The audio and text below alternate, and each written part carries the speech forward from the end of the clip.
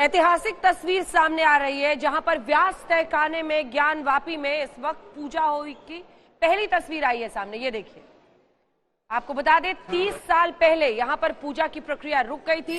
ये व्यास तहखाना है जिसमें व्यास परिवार ये मांग कर रहा था कि उन्हें पूजा करने की इजाजत दी जाए। हिंदू धर्म में ये माना जाता है कि अगर मूर्तियां हो, वहां पर धार्मिक प्रतीक हो तो उन्हें ऐसे नहीं छोड़ा जा सकता है।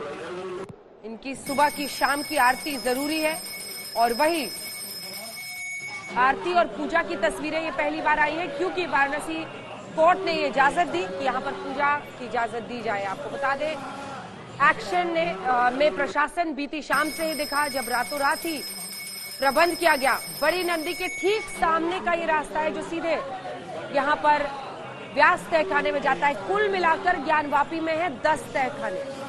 10 में से 2 तहखानों में एएसआई की टीम पहुंची थी और 2 तहखानों की रिपोर्ट सामने आई और खुलकर एएसआई ने कहा है कि न सिर्फ मूर्तियों के अवशेष, वहां पर पूरे प्रमाण है जो ये साबित करते हैं कि वहां पर मंदिर था, वहां पर प्रतिमाएं हैं, उनकी टूटे हुए अवशेष हैं। और ऐसे में व्यास तहखाना जिसे कहा जाता है, व्यास परिवार यहाँ पर पहले पूजा करता था, वो लगातार कोर्ट में गए हुए थे और पूजा करने की इजाजत मांग रहे थे। अब वो इजाजत बीते दिन वाराणसी कोर्ट की तरफ से दिए जाने के बाद जिसमें कहा गया था कि 7 दिन के अंदर पूजा की व्यवस्था की जाए, उसमें बीती शाम ही प्रशासन एक्टिव हुआ और बड़ी नंदी के सामने से रास्ता बनाया गया।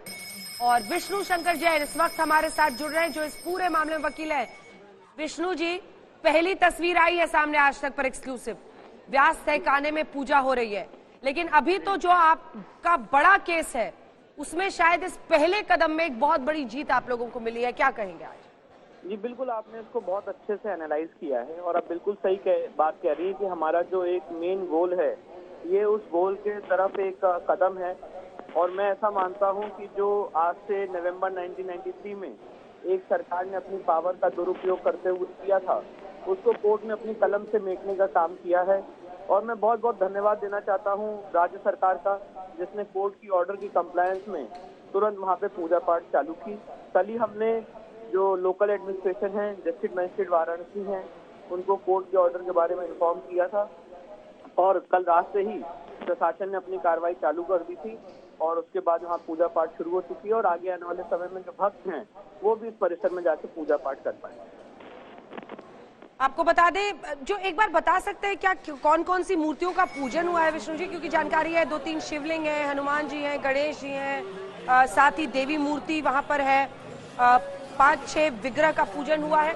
क्या जानकारी है इस बारे में विष्णु जी? मैं आपको इसको एक्सप्लेन कर देता हूँ। ये जो व्यास परिवार का तहखाना है इसको सेलार S2 बोलते हैं। जो एएसआई ने अपनी रिपोर्ट दी है उसमें इस तहखाने को सेलार S2 बोला जाता है। ये तो सेलार है, इसमें कल 8 मूर्तियां रखी गई हैं। विष्णु जी की मूर्ति रखी गई है, गणेश जी की मूर्ति रखी गई है, 2 हनुमान जी की मूर्ति रखी गई है, 2 योनिपट है, शिवलिंग जिसका शिवलिंग का अर्घा कहते हैं, और राम जी का एक पत्थर है जिसमें राम भगवान का नाम लिखा हुआ है, और मकर हैं जो वाहन है गंगा जी के। ये सारी मूर्तियां वहां पे रखी गई हैं और साथ ही साथ वहां पे अखंड ज्योति भी स्टार्ट कर दी गई। साथ ही अखंड ज्योति भी स्टार्ट कर दी गई। विष्णु जी बहुत धन्यवाद आपका। विष्णु शंकर जैन जो इस पूरे मामले में वकील है, लगातार इस मामले को अदालतों में वो अपनी तरफ से प्रेजेंट कर रहे हैं, लड़ रहे हैं केस को। और एक बड़ी कामयाबी, वाराणसी कोर्ट ने व्यास तहखाने में पूजा की इजाजत दी और पहली तस्वीर उसकी आप आज तक पर देख रहे हैं।